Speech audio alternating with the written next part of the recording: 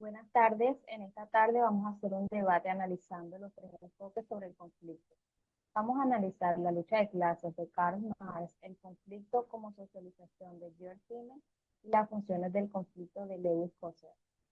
El tema central que trabajaremos es el conflicto por el acceso del agua en La Guajira y cómo cada teoría nos ayuda a interpretarlo desde distintas perspectivas.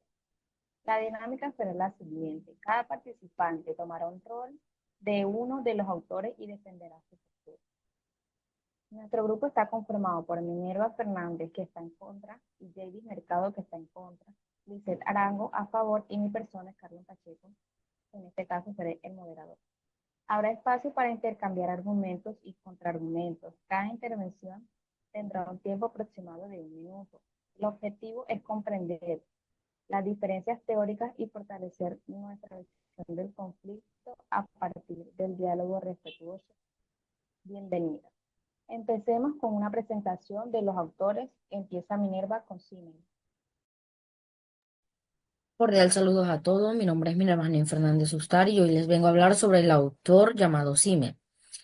Simmel fue un sociólogo alemán que reflexionó sobre cómo los conflictos pueden fortalecer la vida social.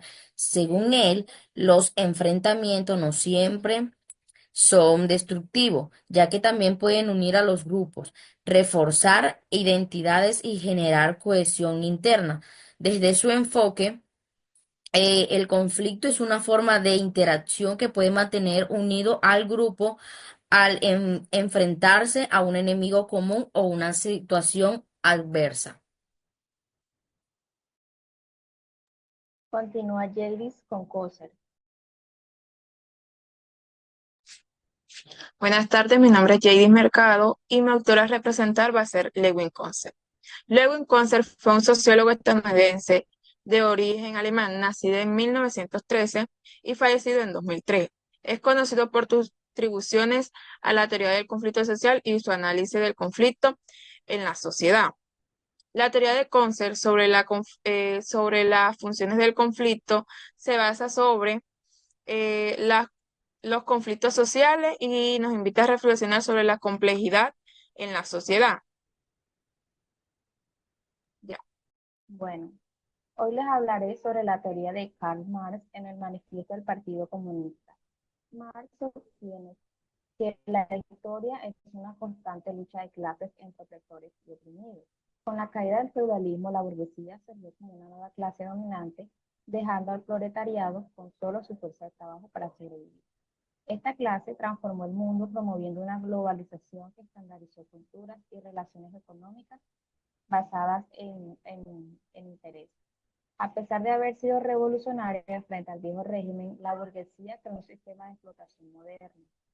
Marx nos muestra que el conflicto social son parte fundamental de la estructura de nuestra sociedad. Continúa. Buenas tardes, mi nombre es Lisette. Bueno, yo quiero enfocarme cómo Carlos Marx describe la situación del proletariado. Marx señala que el proletariado no existe como clases antes del capitalismo. Surge porque los trabajadores, al tener propiedad ni medios de producción, solo pueden vender su fuerza de trabajo. La vida del proletario depende totalmente del mercado. Si la economía va mal, es que el trabajador es el que sufre primero. Además, Marx explica que aunque el proletariado es explotado, también es una fuerza revolucionaria, a diferencia de otras clases. Los obreros no luchan para convertirse en nuevos opresores, sino para eliminar por completo las condiciones que permiten la explotación. Bueno, ahora vamos con los argumentos, sesión 1, Karl Marx. Primera pregunta. Esta pregunta va dirigida a Lisette y a mí. Pregunta 1. Desde tu enfoque marxista, ¿quiénes representarían la burguesía y el proletariado en el caso de La Guajira y cómo se manifiesta esta lucha en el control del agua? Bueno, yo veo que en el conflicto por el agua, la burguesía está representada por grandes empresas como el Cerrejón, que con el apoyo de sectores del Estado desvían las fuentes hídricas para su propio beneficio económico. Mientras tanto, el pueblo guayú representa al proletariado porque ha sido despojado de sus recursos más básicos como el agua y entre la sed, la pobreza y el abandono. Para mí, esta situación no es solo un problema ambiental, sino una expresión de la lucha de clases y de un sistema que sigue produciendo desigualdad y exclusión. Continúa, Lisette. Yo coincido plenamente en que los conflictos por el agua de La Guajira es una explotación actual de la lucha de clases planteada por Marx. La burguesía está representada por empresas como el CRC y sectores del Estado que priorizan intereses económicos sobre los derechos básicos. Mientras tanto, los guayú excluidos representan a los proletariados que hoy son la consecuencia de esta apropiación de recursos. Según el pensamiento de Marx, vemos cómo es un bien vital que se transforma en mercancías explotadas para generar garantías. Esto demuestra que la desigualdad no solo persiste, sino que se agrava y que el modelo capitalismo sigue sacrificando en favor del lucro. Pregunta 2. Minerva, esta pregunta la responde Minerva J. ¿Crees que la intervención del Estado ha favorecido más a un grupo social que a otro? ¿Qué implicaciones tiene eso en la estructura de poder regional? Minerva. Bueno, desde el pensamiento de Marx, el Estado muchas veces no representa los intereses de todos, sino los de las clases más poderosas. En La Guajira, esto se nota mucho. El gobierno ha apoyado más a las grandes empresas que usan el agua para actividades económicas, mientras los pueblos indígenas como los Wayuu siguen sin acceso al agua para una vida dignamente. Esto muestra cómo el Estado está del lado de la burguesía y no del pueblo. Según Marx, este tipo de situaciones hace que los poderosos mantengan el control y que los más pobres sigan siendo explotados. En vez de resolver el conflicto, lo que están haciendo es agravarlo, porque refuerzan la desigualdad y el abandono de las comunidades. El agua debería de ser un derecho. Se ha vuelto, y más bien se ha vuelto un privilegio para pocos. Continúa, Jaylee. Desde la perspectiva de Marx, vemos cómo está reflejado las relaciones del poder y la estructura subyacente en la sociedad, donde el Estado se inclina más por los intereses económicos, como lo es el caso de La Guajira. En el Estado tienen a las empresas mineras como un grupo dominante y las comunidades guayú como lo tienen como los opresores, ya que priorizan los intereses económicos ante que los humanitarios.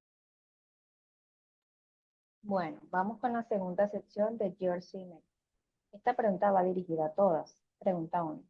¿Cómo explicas que en medio del conflicto por el agua en La Guajira se hayan fortalecido las redes comunitarias y las entidades étnicas? Adelante, Minerva.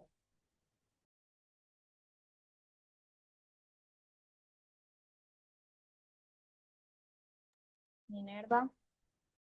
Perdón. Bueno, según Simmel, decía que los conflictos pueden unir a los grupos y fortalecer los lazos sociales. Y sí, en La Guajira se ha visto cómo los guayú han tenido que organizarse y más cuidar sus costumbres e identidad. Pero eso no quiere decir que el conflicto sea bueno. En realidad, es una unión em, a una respuesta de desesperación.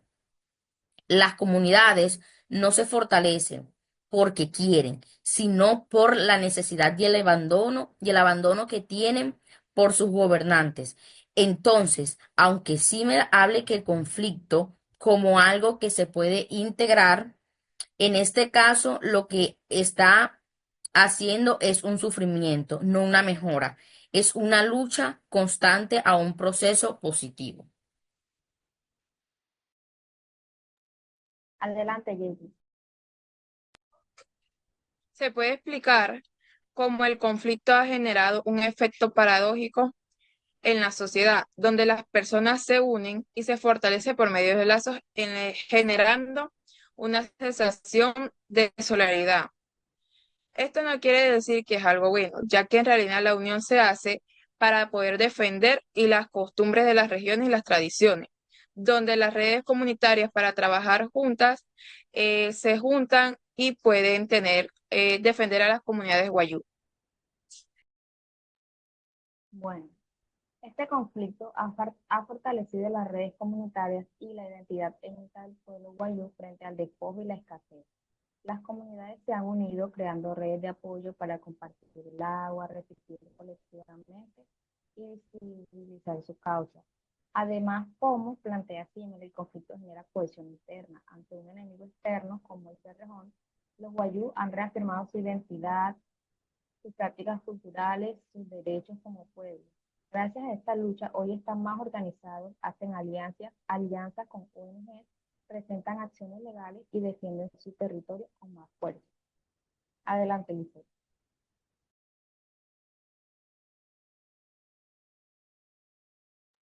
Lisette.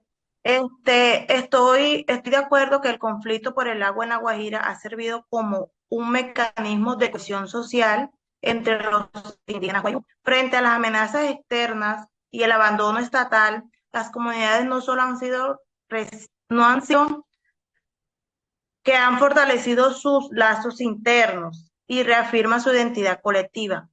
Tal vez como lo plantea Zimmer, el conflicto no destruye necesariamente, por el contrario puede actuar como un motor que impulsa la solidaridad y la cooperación y el sentido. En este caso, el acceso limitado al agua no solo genera lucha, también han conmovido nuevas formas de organización comunitaria, de apoyo mutuo y de defensa cultural. Así que aunque el contexto es adverso, el conflicto que ha contribuido a consolidar redes que de otra manera tal vez no han abierto con tanta intensidad. Bueno, vamos con la sección número 3 de Lewis Coser. Esta pregunta va dirigida a todas. Pregunta 1. ¿Qué aprendizajes sociales o transformaciones positivas han surgido del conflicto por el agua en La Guajira? Responde, Minerva. Bueno, Lewis dice que los conflictos pueden servir para mejorar las instituciones o cambiar lo que está mal en la sociedad. Pero en La Guajira no ha pasado eso. Al contrario, el conflicto ha sido más evidente que la falta de apoyo del Estado y ha dejado muchas familias en condiciones muy duras. No se puede hablar de aprendizajes positivos cuando hay niños muriendo por desnutrición y comunidades sin agua. Las instituciones no han cambiado ni han fortalecido. Al contrario, se han debilitado. Lo que se ha fortalecido es la desigualdad, el abandono y la injusticia. Así que este conflicto no ha sido fundamental, ha sido doloroso y ha dejado muchas heridas. Bueno, aunque el sufrimiento en La Guajira es innegable desde la perspectiva de Coser, el conflicto ha generado aprendizajes sociales importantes. Aunque no se ha resuelto el acceso al agua, las comunidades guayú han fortalecido su red de apoyo y liderazgo. Coser afirma que aunque los conflictos son dolorosos, pueden activar nuevas formas de cooperación y organización. Así, a pesar de la desigualdad y el abandono, este conflicto podría estar sentando las bases para cambios estructurales a largo plazo. Continúa, Jade. El conflicto por el agua en La Guajira ha generado aprendizajes sociales, transformaciones positivas con las consecuencias sobre la importancia del agua. Sin embargo, también hay desafíos que deben de ser abordados para garantizar implementaciones efectivas de acuerdos sobre el medio ambiente. Esto, según Coser, ha conllevado a la desgastación de relaciones comunitarias, ya que ha afectado la confianza entre las comunidades y las instituciones. Desde la perspectiva de Lewis, se puede argumentar los puntos negativos y los puntos positivos sobre el aprendizaje y las transformaciones que han surgido por medio del conflicto en el agua en La Guajira. Sigue, Lisette.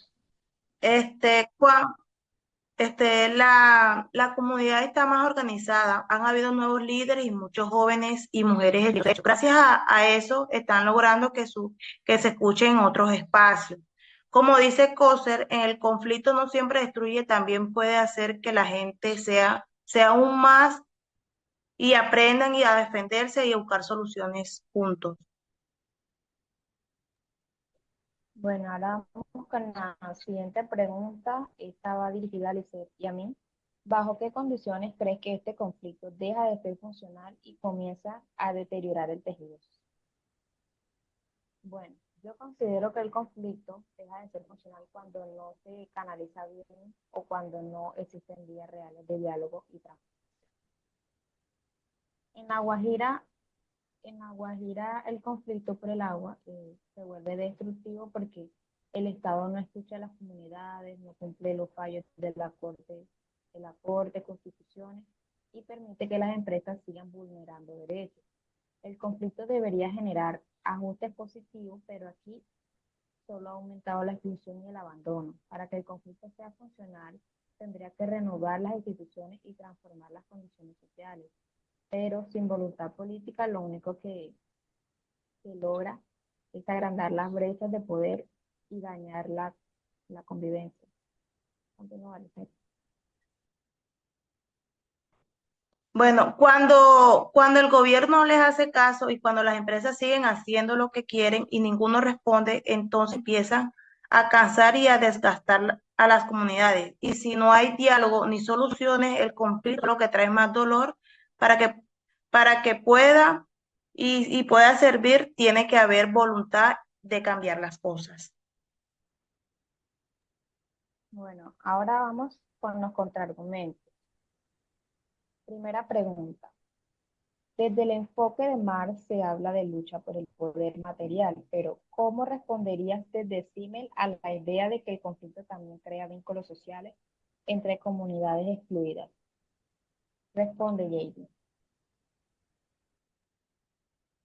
Desde la perspectiva de Siemens, el conflicto puede crear vínculos sociales entre las comunidades excluidas para generar solidaridad, cooperación y una identidad colectiva. También nos dice que el conflicto puede actuar como catalizador, donde excluye lugares donde la ayuda, como la ayuda no es la Guajira, las instituciones no están en el deber de brindarles apoyo a lugares donde el Estado no quiere permanecer.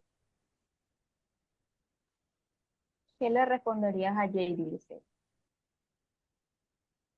Bueno, mira, desde el enfoque de Simmel, el conflicto no solo es inevitable en la vida social, sino que también cumple una función integradora a diferencia de Marx, quien lo asocia principalmente con una lucha por el poder material. Simmel plantea que el conflicto puede fortalecer los vínculos sociales entre grupos excluidos. Cuando una comunidad enfrenta una situación de exclusión o desigualdad, el conflicto actúa como un catalizador que une a sus miembros promoviendo la solidaridad, el sentido de pertenencia y la cooperación interna. Por ejemplo, en contextos como La Guajira, además hay muchas comunidades que han sido históricamente marginadas. El conflicto que ha impulsado formas de organización comunitaria y redes de apoyo mutuo. De esta manera, el conflicto no distribuye necesariamente el tejido. Socialmente, que puede configurar y fortalecerlo creando lazos sociales y más sólidos frente a la adversidad. Marx dirigía que esto no solo aplica aquí en La Guajira, también instituciones como el gobierno y las leyes. No están del lado de la gente, sino del lado de las empresas, que son las que manejan el dinero y han permitido que la desgasten el agua en los pueblos. El conflicto no está fortaleciendo nada y lo que está generando y es mostrar que las instituciones están para cuidar a los más poderosos. Bueno, vamos con la siguiente pregunta. Husserl afirma que el conflicto puede fortalecer instituciones. ¿Cómo respondería Marx a esta afirmación en un contexto donde las instituciones parecen favorecer a las élites económicas? Adelante, Minerva. Bueno, desde lo que dice Marx, esa idea de Corser no aplica en lugares como La Guajira, Marx diría que las instituciones no están hechas para ayudar a todos por igual, sino para proteger los intereses de los ricos, que en este caso son los grandes empresarios y políticos. En vez de fortalecer las instituciones, el conflicto solo ha demostrado que el Estado está del lado de los poderosos, mientras que de los pueblos indígenas siguen sin agua y sin apoyo real. Por eso Marx no ve ni vería nada positivo en este conflicto. Lo que hay es que hay más desigualdad, más injusticia y más abandono. No mejora nada en estas situaciones. Así lo que dice Claude Coser en este contexto no tiene sentido.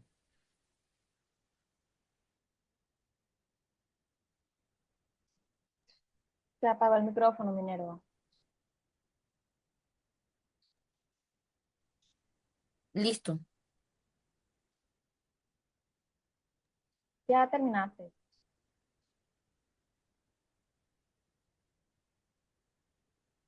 Minerva, terminaste.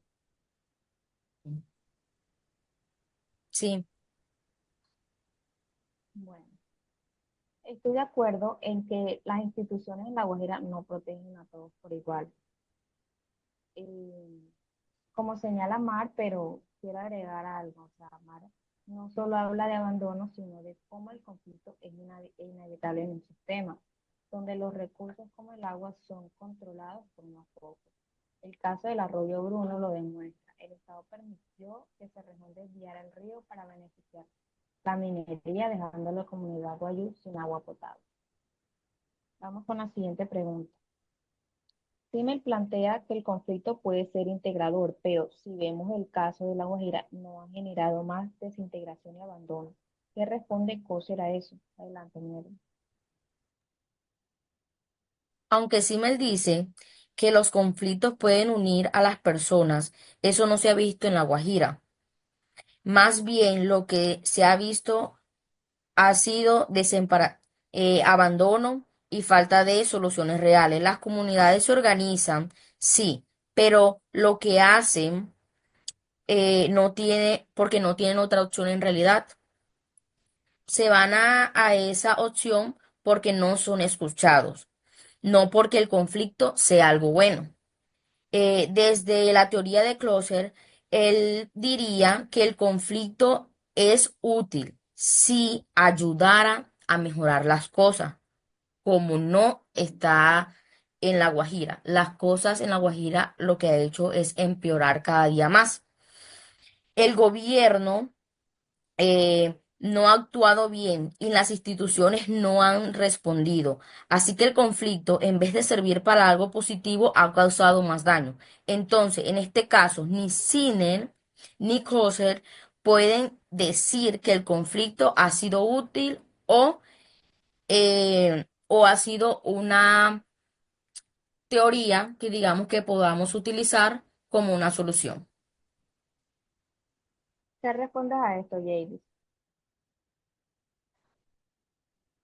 Según Zimmer, dice que en La Guajira se pueden unir las comunidades para enfrentar al Cerrejón, que es la situación. Se te apagó el micrófono, Jadis. Según Zimmer, el conflicto ayuda para el comportamiento y la unión de las comunidades guayú para enfrentar, para poder enfrentar al Cerrejón, que en este caso es la empresa dominante, los que están oponiendo a las comunidades guayú. Pero Coser dice que las funciones del conflicto son variables en este caso, donde aborda aborda la desigualdad, la desintegración social, teniendo en cuenta las diferentes tradiciones. En La Guajira el conflicto es complejo, es multifacético, involucrando a la desintegración y el abandono, no tanto por el gobierno, sino por la misma comunidad, donde puede generar cambios tanto como positivos y negativos. En el caso, La Guajira y las instituciones podrían ser claves para manejar y resolver los conflictos de manera pacífica y constructiva. Bueno, Vamos con la última pregunta. La pregunta va dirigida a todas. ¿Cuál enfoque consideran más útil para comprender la persistencia del conflicto por el agua en La Guajira? Uno que denuncia la desigualdad estructural, uno que valora los lazos sociales o uno que ve el conflicto como mecanismo de ajuste social. Minerva.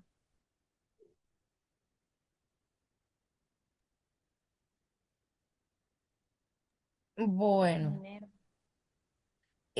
la pregunta es, ¿cuál es el enfoque que considera más útil? Sí, Bueno, para mí el enfoque que considero Sí, más útil es el de mar, porque es el que nos ayuda a ver cómo la desigualdad es la raíz del problema. En La Guajira, el agua, en La Guajira, el agua no falta porque sí, sino porque está mal distribuida y controlada por los que tienen el poder. Y eso afecta sobre todo a los pueblos indígenas como los guayú. Sí me habla de lazos sociales y eso es importante, pero no resuelve a fondo el conflicto. Y lo que dice Coser sobre que el conflicto puede ser útil tampoco, ya que esto no aplica aquí, porque ha habido cambios reales ni apoyo institucional. Por eso, para mi parecer y para entender, eh, un poquito más sobre cuál es el enfoque que apoya más, para mí sería el de Mar. Por eso, para entender por qué el problema sigue y eso, y qué es lo que en realidad no funciona. Hay que mirar la injusticia social y la economía. Y eso lo explica Mar. bueno, yo estoy de acuerdo en que el enfoque de Mar es el mejor que explica la raíz del conflicto. Yo le agregaría que no es solo un problema de distribución del agua, sino de quien controla los medios de producción y los recursos naturales. Grandes empresas como Cerrejón han desviado ríos para favorecer la minería mientras los guayús viven sin agua potable. Esto demuestra que no es falta de recursos, lo que falta es voluntad para priorizar el bien común. Mano enseña que mientras el agua siga tratándose como mercancía y no como un derecho, estos conflictos van a seguir repitiendo. Adelante, Mercedes. bueno, yo también estoy de acuerdo con el de Marx, porque él no se queda solo con como lo de la gente, o sea, la gente se organiza o cómo cambian las instituciones. Él va a fondo del problema, quién tiene el poder y quién no. En La Guajira el agua no falta, lo que pasa es que está en manos de pocos que la usan para ganar plata y no para cuidar a la gente. Sigue, JD. Desde mi perspectiva, se puede decir que el enfoque que más se centra en La Guajira es el de más, ya que comprende el conflicto y la desigualdad estructural que está denunciando La Guajira por el abastecimiento de agua. Pero eso no quiere decir que sea el mejor, ya que sirve es destacar la importancia de los lazos sociales y la interacción dinámica del conflicto. Para cerrar este debate, quiero agradecer a todas las participantes por su intervención. Hoy discutimos los enfoques del conflicto como una lucha de clases ligada a las desigualdades económicas, mientras que Cine lo concibe como una forma natural de interacción social que puede fortalecer vínculos. Coser concibe que el conflicto, si se, lejos y de ser siempre negativo, puede ser funcional para las organizaciones, ayudándolas a adaptarse y a fortalecerse. Aunque cada autor parte de perspectivas distintas, coincidimos en que el conflicto no es simplemente un problema, sino una dinámica fundamental en la vida. También logramos ver cómo estas teorías pueden aplicarse a ejemplos de nuestra vida real. Gracias nuevamente por su participación. Damos por finalizado nuestro debate. Gracias.